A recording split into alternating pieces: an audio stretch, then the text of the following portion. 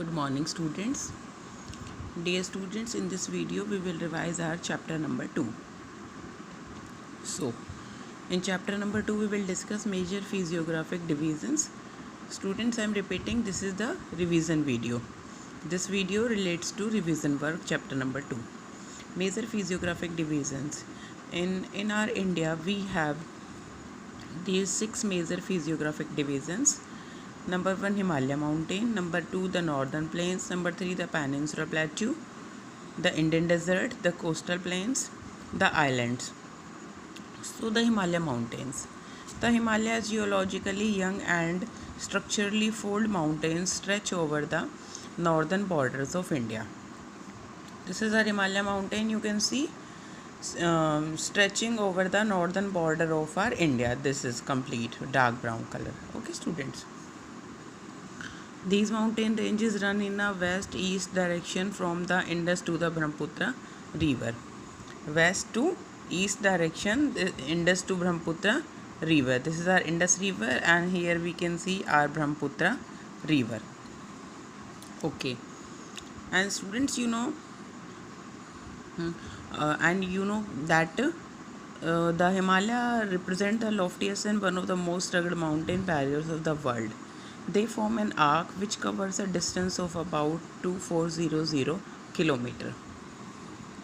This distance is about 2400 kilometer, and these mountains shape like an arc. Okay, their width varies from 400 kilometer in Kashmir to 150 kilometer in Arunachal Pradesh.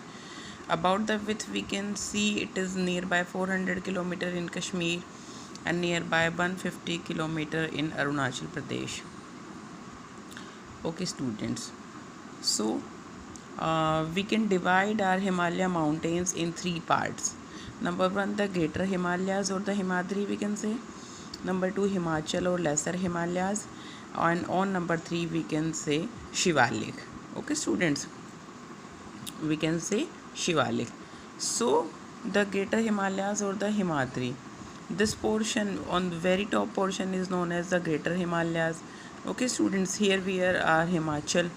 Okay, this is nearby. Here we find our Himachal. So this is a central part is known as Himachal. Okay, students, and the southernmost it is Shivalik. You can see, and the southernmost part is known as Shivalik range. So these are 3 ranges of Himalaya mountain. Okay, students, and it is the most continuous range consisting of the loftiest peaks with an average height of 6000 meters. It contains all prominent Himalayan peaks. And students, many heighted mountains are located in these Himalaya mountains. Okay, I will send you the PDF also of the names of those mountains.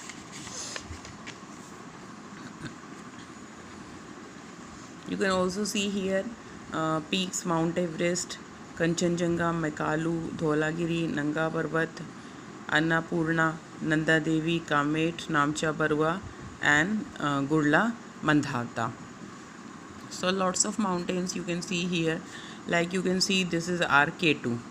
Okay, students, this is our Karakoram range. Okay, and this is our Ladakh range. Okay, and this is our Jaskar range. Okay, and now this is our Great Himalayas, as I have told you, and this is our Shivalik. Okay, students, just students, prepare this map also. Just prepare this map for your September examination, and that one also. Okay, because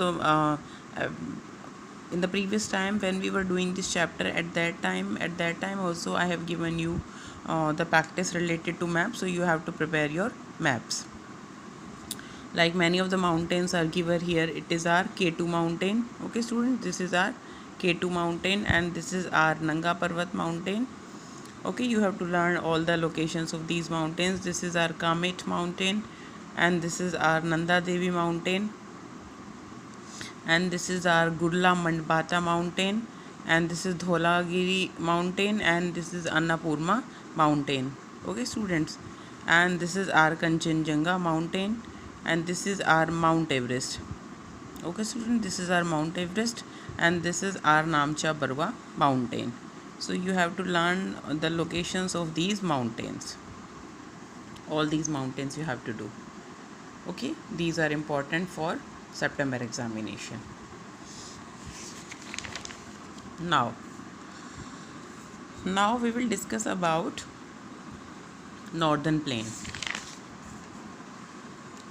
Okay students, okay, the northern plain has been formed by the interplay of the three major river systems, namely the Indus, the Ganga and the Brahmaputra, along with their tributaries.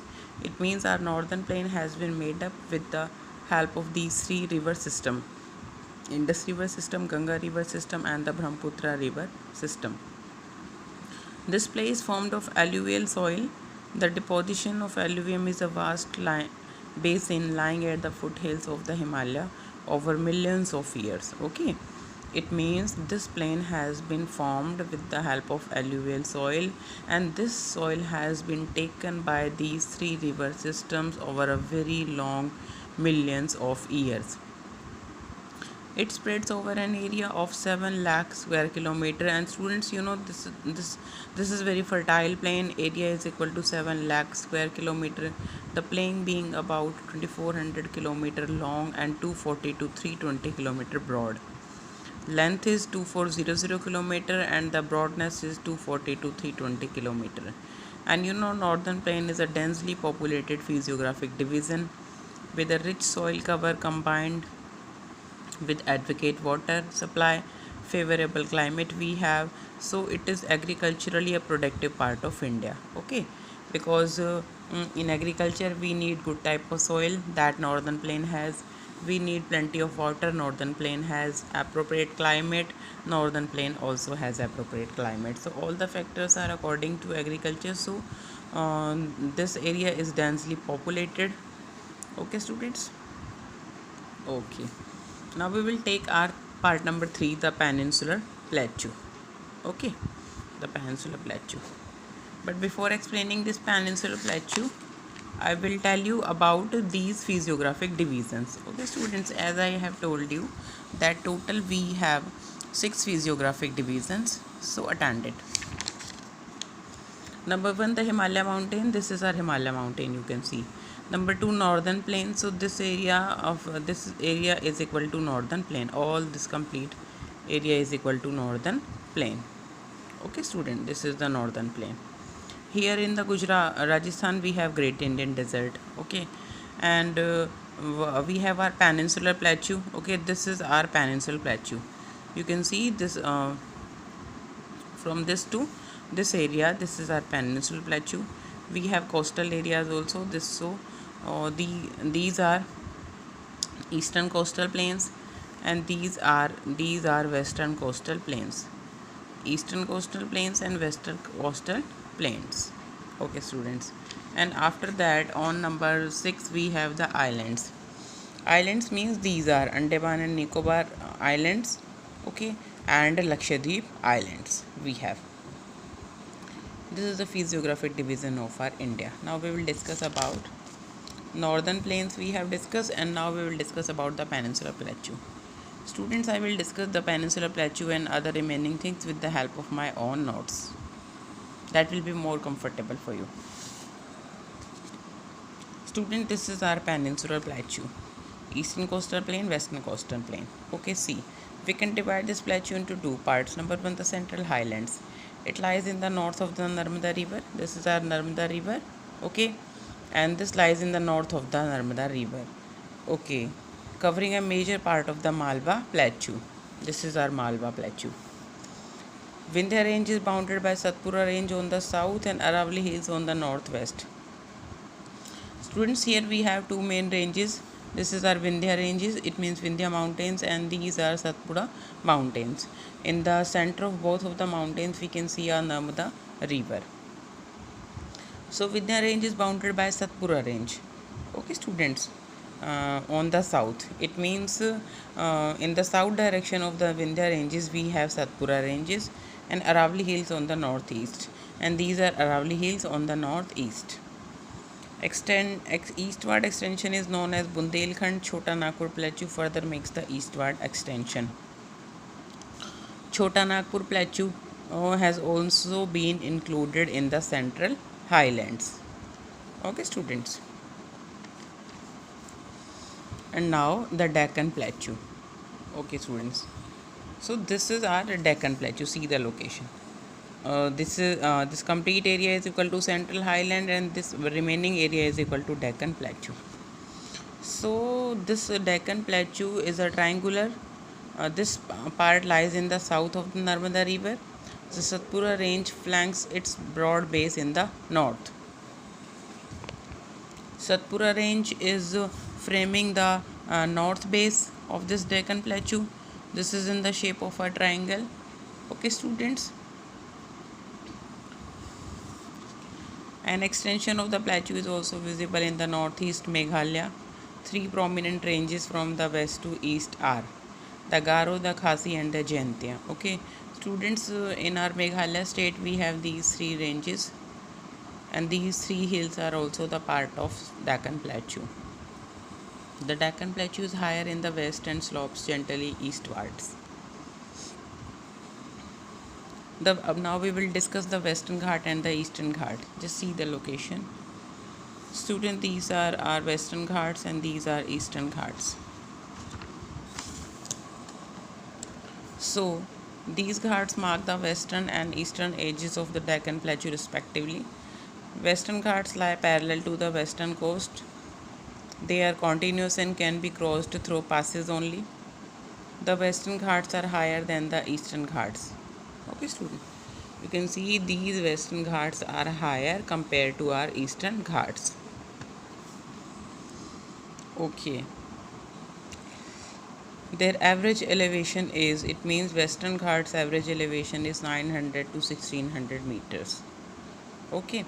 As against 1600 meters of the Eastern Ghats. It means the average height of the Eastern Ghat is equal to 600 meters, but the average height of the Western Ghat is equal to 900 to 1600 meters. The Aravalli Hills lie on the western and northwestern margins of the Peninsular Plateau. These hills extend from Gujarat to Delhi in a southwest-northeast direction. These are Aravalli ranges. Students, these are Aravalli ranges.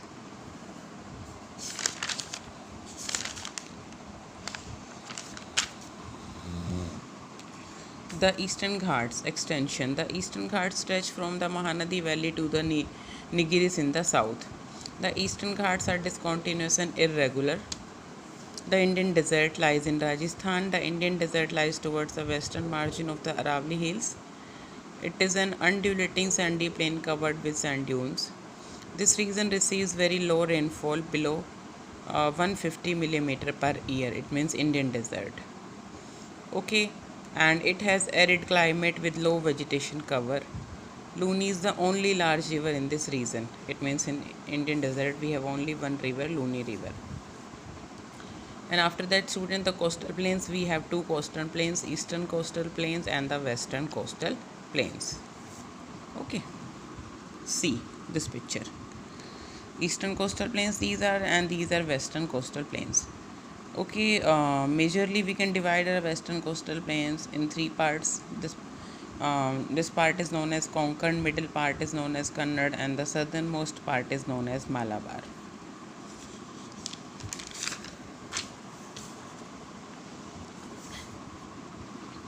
Now, students, we will discuss island.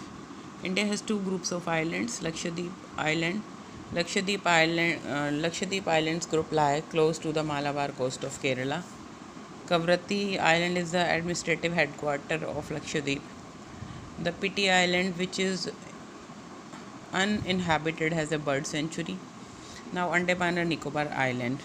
It is located in the Bay of Bengal, extending from north to south. The entire groups of islands is divided into two broad categories: the Andaman in the north and the Nicobar in the south. These islands lie close to the equator and experience equatorial climate and has thick forest cover. So students, now we have discussed our islands. So students, in this video we have discussed the major physiographic divisions of India. Again, I am repeating the name: Himalayan mountain, we have discussed; northern plains, we have discussed; peninsula plateau, we have discussed; Indian desert also, the coastal plains also, and the islands also. So students, just prepare this chapter number 2 for your September examination. Practice the map work also, especially all these ranges and all these mountains in Himalaya. Okay, and you have to learn these divisions also, physiographic divisions of India, and learn all the NCERT questions and everything. Okay students, so today's homework, learn chapter number 2. Thank you students, have a good day.